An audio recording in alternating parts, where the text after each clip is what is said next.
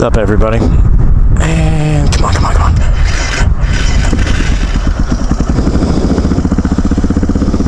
It is in the 80s today.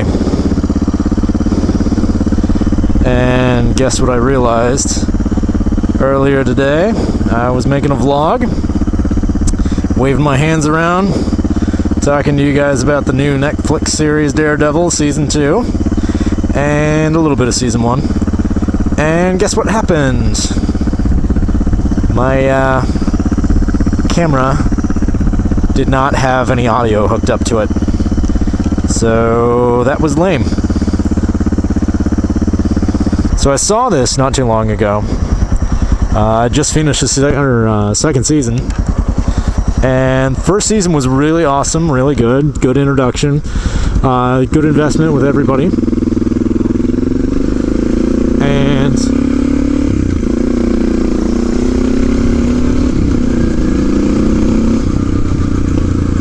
they did really well with keeping Matt how he should be.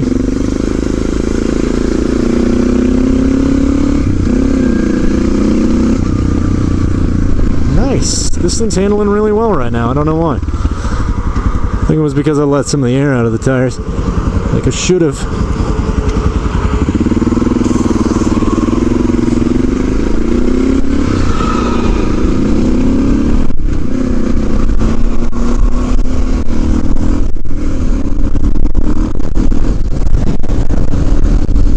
Come on.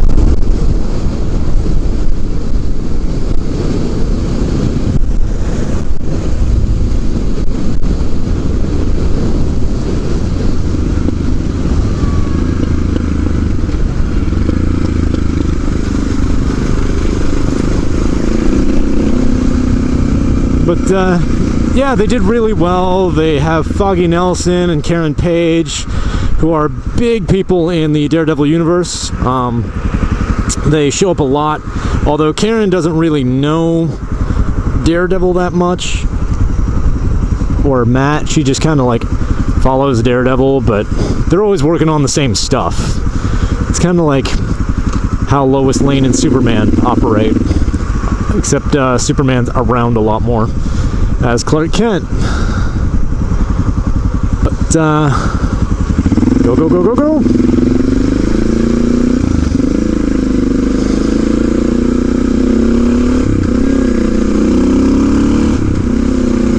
It wound up being that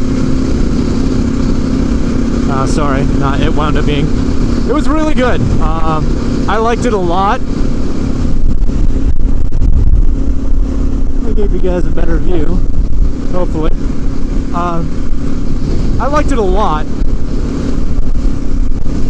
Foggy is a really, really good friend. He was kind of one-dimensional in the first season, and in the second season, he's a lot better. You start rooting for him more often, and he feels more like your friend. Although the first season, like, he did feel like he was there around, and like Matt knew him, and there's something on my visor, but Matt knew him, and they were good friends, but they didn't really friend it up that much, except for a few times at college. And now it turns out to be like Foggy has a better feel to him. He feels more three-dimensional, and same with Karen.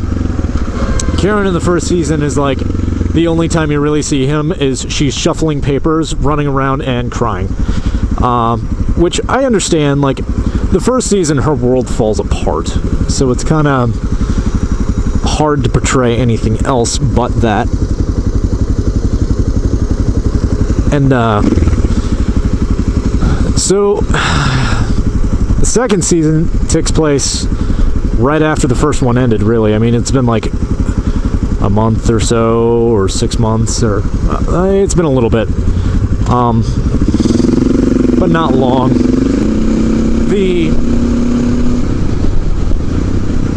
The costume arc is really, really great in it.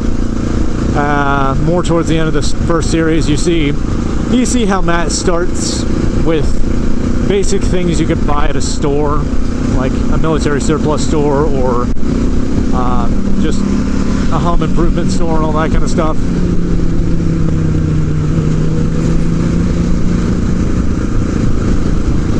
So you see all that, and like then you see how he actually gets the costume, which, okay, spoiler alert, you can fast forward if you want.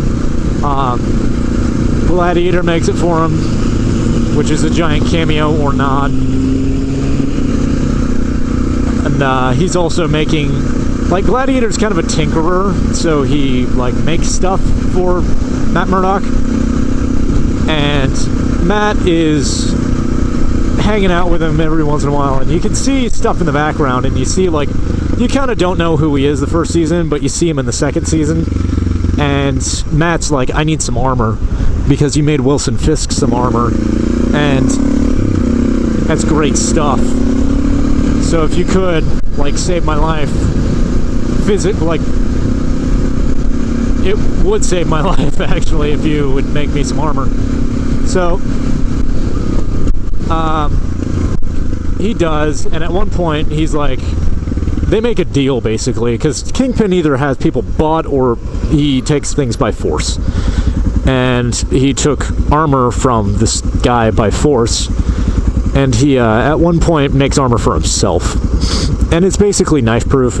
I don't think it's bulletproof, but it's a Kevlar weave, so it'll stop a knife. You can still get messed up from it, but anyway, he makes the suit, and at one point Matt Murdock's like, like, how you doing? And he's like, oh, I'm fine. And he opens up his shirt. He's like, I made some for myself, or I made a little something for myself, and he's got what looks like the symbol for Gladiator, and you can look him up. He's basically like big strong vigilante, runs around with 2 saw blades attached to his gauntlets and beats the crap out of people. Has a weird mask on as well. But they hang out and do all sorts of stuff and like shoot the shit, and Matt stops by every once in a while and like, hey, how you doing? Sorry I broke this, can you fix it, kind of thing. So he's basically Matt Murdock's Alfred, essentially. And he, come on,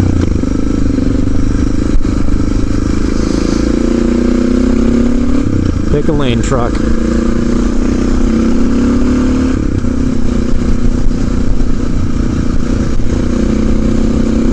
Essentially, at one point, sorry, I forgot where I was going with that. At some point, he gets the billy club that he's supposed to get, that has the grappling hook in it and all that. So you get to see where start to finish is. God, it is windy out today. So that's not too bad. I like seeing that. It was great acting, good character development. The plot is good. There's a little bit lacking in the second season. It's a little on the too mysterious side, but it's not anything that I would say like is terrible kind of thing. Like, they introduced the hand. They introduced the hand, which is basically like who Daredevil fights a lot. That's weird. So the hand is this organization of like ninjas, essentially, that want to take over the planet or rule the world because they have a really, really awesome weapon that they're trying to find. And it winds up being that Daredevil runs into him, and he ran into him in the last season, but unknowingly, kind of thing. Well, unbeknownst to Matt, he whips somebody's ass really freaking hard and all that kind of stuff. But he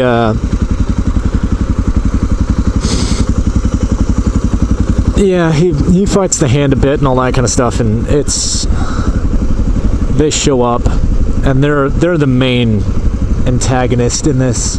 And the Punisher's in this, which the Punisher was a really good introduction from what I think.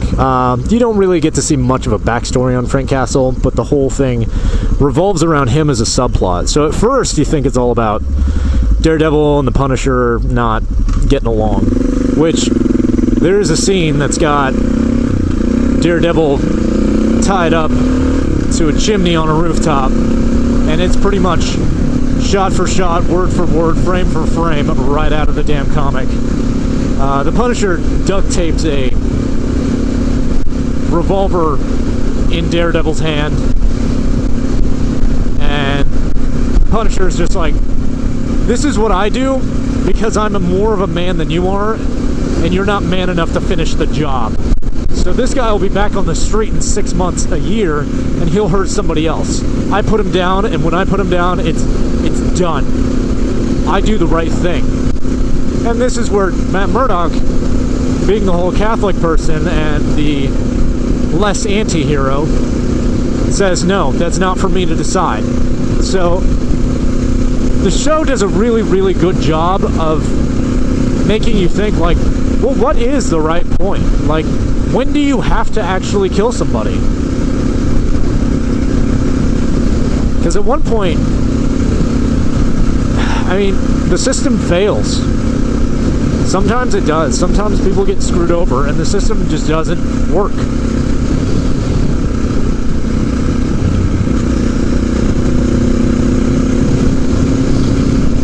So when the system fails, what do you do? Do you just take vigilantism into your own hands, or the law into your own hands and execute, or what do you do? What do you do? You know, and that's what some of these events are leading up to in the Civil War. And the Civil War, they drop a lot of Easter eggs on that one. The Civil War is like every other thing. They're like, well, do we need these people? You know, half the police force is like, yeah, Daredevil, and the other half is like, fuck that guy. Like, it's just not. It's hard, you know, and especially seeing the outcome of the Civil War. I mean, I've read the comics. It's just the Civil War affects everybody in the Marvel Universe. Everybody. There's not a single person that didn't go through some sort of turmoil or crap because of the Civil War. And it's heart-wrenching because a lot of people die, a lot of people get hurt.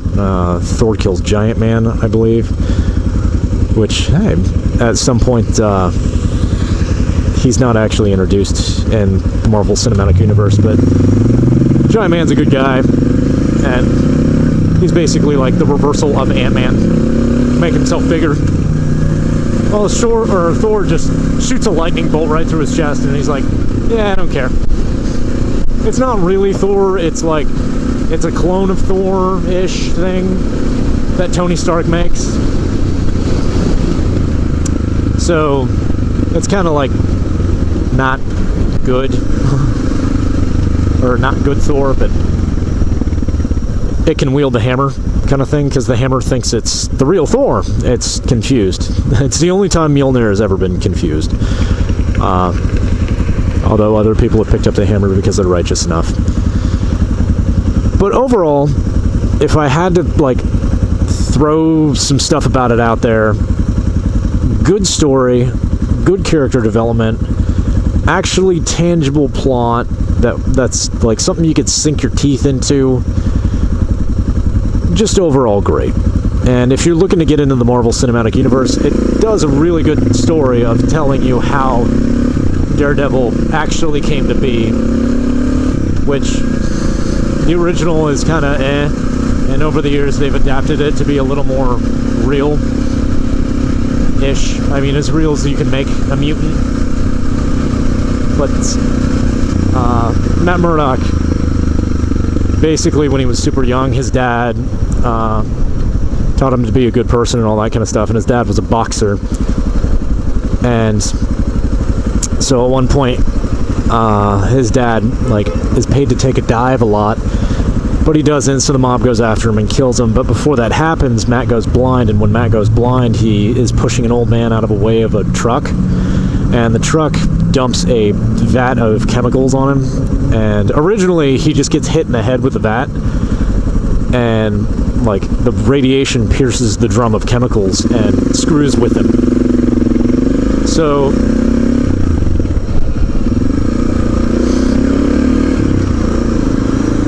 it kind of like imbues him with all this stuff.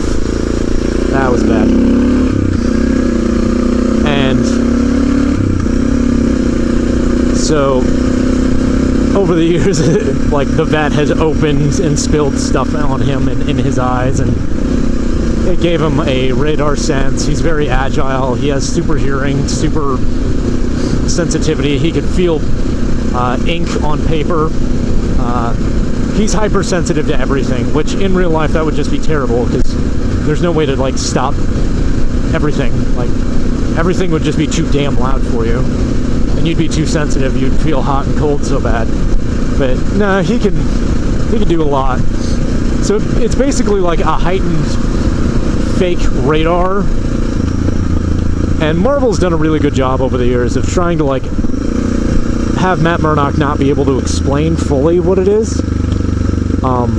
Because somebody actually came up with a really good thing about this. How do you explain colors to a blind person?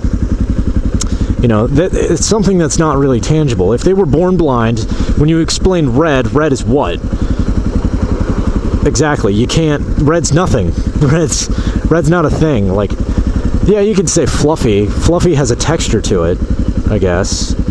Rough has a texture to it, like sandpaper.